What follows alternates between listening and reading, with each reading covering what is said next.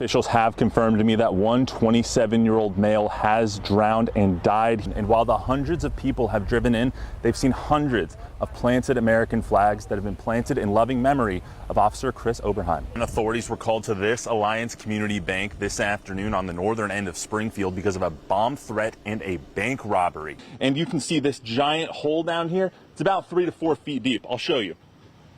Comes at least all the way up to my midsection, and I'm 6.5 feet tall. See, Governor Pritzker has continuously shifted the blame when it comes to the problems with IDES. Council members who sit around this horseshoe think that the city needs better representation right down the street at the State House. Look at what happened to this building right here. The wood, the paneling, the scaffolding, the roofing taken off of it, all of these trees right here. One of them even admitting to me that the General Assembly has known about the issues with the department for years. Hundreds of thousands of people jobless almost in an instant, and some for the very first time.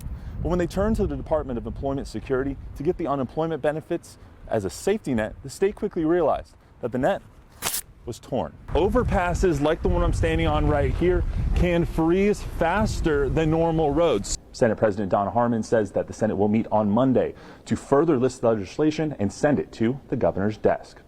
For now, in the State House, I'm Matt Roy. Stacy, back to you. At least 1,000 people and first responders joined together today to pay their respects to Officer Oberheim, whose death's still fresh in the community and is being felt by law enforcement all over the country. American flags lined the streets. Those banded in blue joined together, and friends and family came to say their goodbyes to the 44-year-old father of 4, Officer Christopher Oberheim. In order to us to pay our respects to a hero, to a man who made the ultimate sacrifice on behalf of his family, on behalf of our family as well. Champaign Police Chief Anthony Cobb says the community and the department are still shaken by the loss of one of their own. Hundreds of people came to see their fallen hero, including police from around the state and the country. The brotherhood is a very strong bond. We support each other. We understand what we go through on a regular basis. We understand, with that sense of loss. Officer Wildrop came in from Dallas. Others came in from Massachusetts, Oklahoma, Arkansas, New York, and other states to show their support for their fallen brother and for his family, who is now left without him. We all feel that. We all feel, it happens too much, too often. We all want to be there to help each other, to support each other, to say, hey, we're here, brother, and we're gonna, if your family needs anything, we're all just one big family. Officer Wildrop says Central Illinois has been amazing in supporting their fallen officer, and Chief Cobb agrees. It's a tragic loss to us and to our department, and on behalf of the family, we would like to thank our community for their support.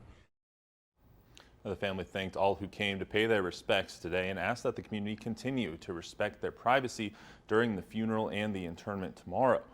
But they also asked that you come out and line the streets for the procession as they move Officer Oberheim from Decatur to Monticello and lay him to rest. In the studio, I'm Roy Reporter.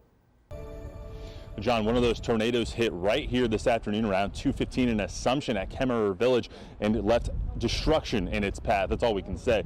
Look over here right at this tree, the tree torn out of the ground completely by the tornado. And as we pan a little bit left here to my left, your right, look at what happened to this building right here. The wood, the paneling, the scaffolding, the roofing taken off of it, all of these trees right here. And with the wind that's still persisting, as you can hear, scaffolding still flying throughout the area. We talked to Shalise Nagel, the executive director of Kemmerer Village, and she said that luckily no one was hurt, just some trees, the building, and this car right around the corner. Let me take you a look right here.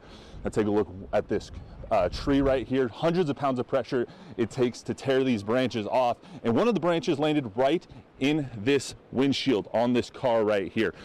Terrible damage to the car. Luckily no one inside the car, but like we said, no one hurt. Gonna take a couple of days for them to clean up this damage here at Kemmerer Village though. John, back to you. Nearly 11 months ago, the state shut down, but unemployment went up. Hundreds of thousands of people jobless almost in an instant, and some for the very first time. But when they turned to the Department of Employment Security to get the unemployment benefits as a safety net, the state quickly realized that the net was torn. And Illinoisans were the ones falling through the cracks. They're an absolute total mess. Somebody's got to go in there with a bulldozer.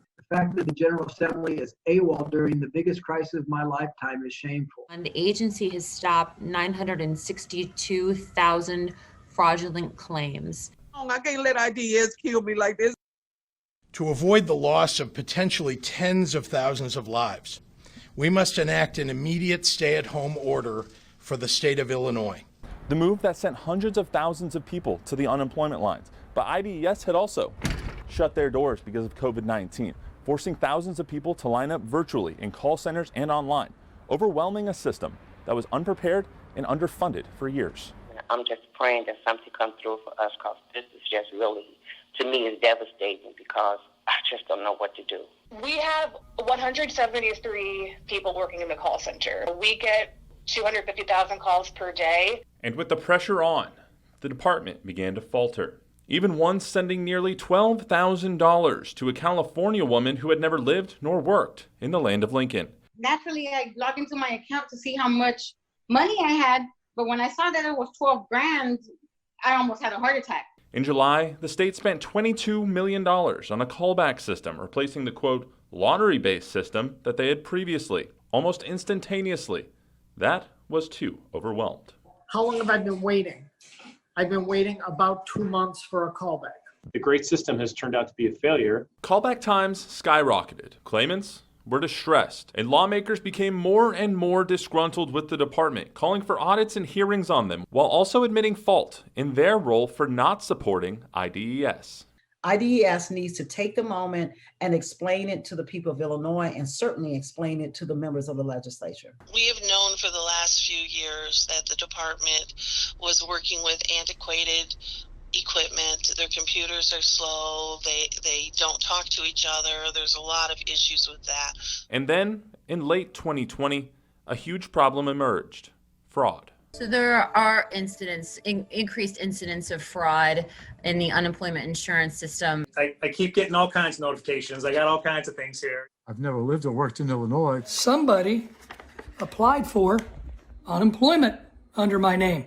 Both the governor and the department have said the fraud stems from previous data breaches like Yahoo in 2014 and Equifax in 2017. March 1st of 2020 through January 23rd of 2021, the agency has stopped 962,000 fraudulent claims. 962,000 fraudsters is enough to fill up Soldier Field 15 times. And while IDES focused attention on those, Illinoisans continue to fall through the cracks. I'm bitter, I'm evil right now, because it's like, how long can I take?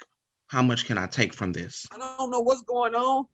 I gotta leave it alone. It's killing me. So where are we now? Well, the Illinois Senate just had 2 hearings on the department. The Illinois Attorney General has put together a task force to help deal with the fraud issue. And Governor J.B. Pritzker is asking the General Assembly to allocate more federal funds to the department instead of defunding them like previous governors and General Assemblies have in the past. So this never happens again. But we'll have more on that for you tomorrow. For now, reporting in the state capitol, I'm Matt Roy.